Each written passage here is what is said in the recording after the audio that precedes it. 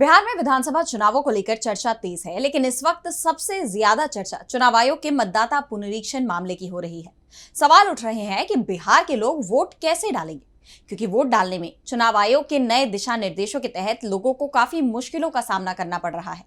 तो किन किन मुश्किलों से गुजर रहे हैं बिहार में लोग, जानने के लिए देखिए ये रिपोर्ट। बिहार चुनाव से ठीक पहले चुनाव आयोग ने वोटर लिस्ट की वेरिफिकेशन का फैसला किया और अब ये फैसला बिहार के लोगों के लिए परेशानी का सबब बनता जा रहा है। बिहार के तमाम गांवों में लोग चुनाव आयोग की तरफ से मांगे गए डॉक्यूमेंट्स को बनवाने के लिए भाग दौड़ कर रहे हैं। चुनाव आयोग ने 25 जुलाई तक वोटर लिस्ट की वेरिफिकेशन का काम पूरा करने को कहा है। ऐसे में चुनाव आयोग की तरफ से तो जोर शोर से तैयारियां चल रही हैं, लेकिन इसकी वजह से आम लोगों के लिए मुश्किलें खड़ी हो गई हैं।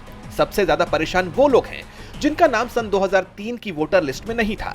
बिहार में ऐसे लोगों की संख्या 2.93 करोड़ है।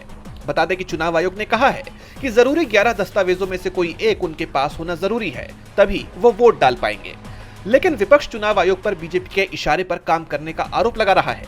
विपक्ष का कहना है कि बीजेपी के इशारे पर चुनाव आयोग बिहार के गरीब, दलित, पिछड़े और वंचित समाज के लोगों को परेशान कर रहा है। लेकिन बिहार के जिस तरह के सामाजिक और आर्थिक हालात हैं, उसमें लोगों के लिए इन डॉक्यूमेंट्स में से किसी एक को भी जुटा पाना मुश्किल हो रहा है।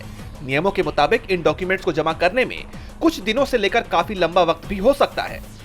इस मामले में आरजेडी नेता तेजस्वी यादव का भी बयान सामने आया है। तेजस्वी ने कहा कि बिहार में जब डॉक्यूमेंट बनता है तो बिना घूस के नहीं बनता है। डॉक्यूमेंट बनाने में 10 से 15 दिन लग जाते हैं। बिना बात के बिहारियों पर खर्च का एक्स्ट्रा बोझ बढ़ा रहा है चुनाव आयोग। अब सबसे बड़ा सवाल ये कि ये सब 20 से 22 दिन में संभव कैसे हो सकेगा। सवाल ये भी है कि क्या बिहार में बड़ी संख्या में लोग वोट नहीं डाल पाएंगे। डीबी लाइव की रिपोर्ट।